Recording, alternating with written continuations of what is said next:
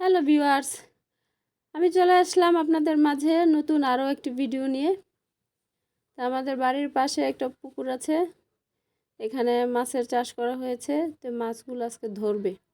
তো মাছগুলো ধরার জন্য জাল ফেলেছে। আর পাশে আরও একটা হাঁসের খামার আছে। তো হাঁসগুলা এই পুকুরটার মধ্যে ছেড়ে দেওয়া। হাঁসগুলা মাছ খেতে পারে। যাদের হাঁসের খামার এরাই মাছের চাষটা করেছে, তো এই জন্য সমস্যা নাই। অন্যজনের হইলে হয়তো আবার ঝগড়াঝাটি করতো। দেখেন মাছ কেমন লাফাইতেছে।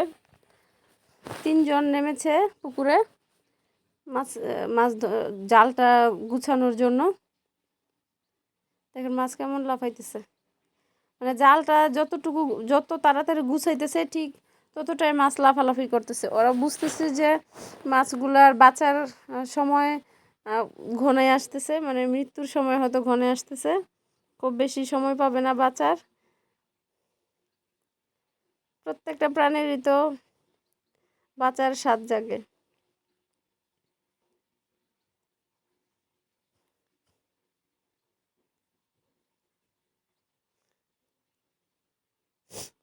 দেখতে থাকেন। সামনে কচুরিপানা আছে, কচুরিপানাগুলো হয়তো ছেঁকে ফেলে দিবে, যে কোনো একটা কিছু করবে। মাছ চতুর্দিক দিয়ে লাফানো শুরু করেছে।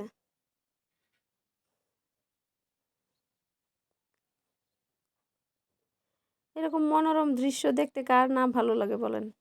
ওয়াও, দেখেন ও কোথায় চলে আসছে মাছ।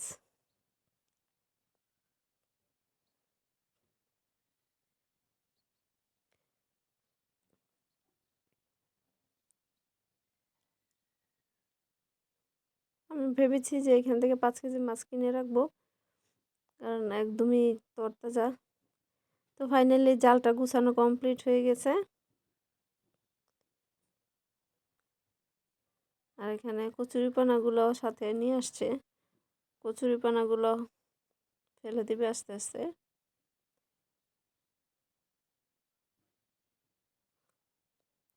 মাছ কি লাফালাফি করতেছে দেখেন। এটা প্রথমবার, হয়তো 3-4 বারের মতো জালটা ফেলবে পুকুরে।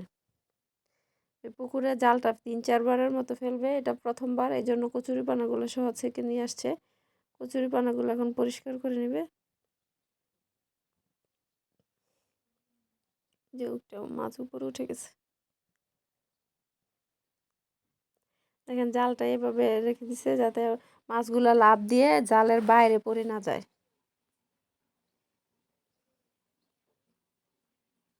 তো এভাবে ওনারা মাছগুলো ধরছে। তো আমারও তো খুব বেশি সময় হয় নাই একদম শেষ পর্যন্ত অপেক্ষা করার।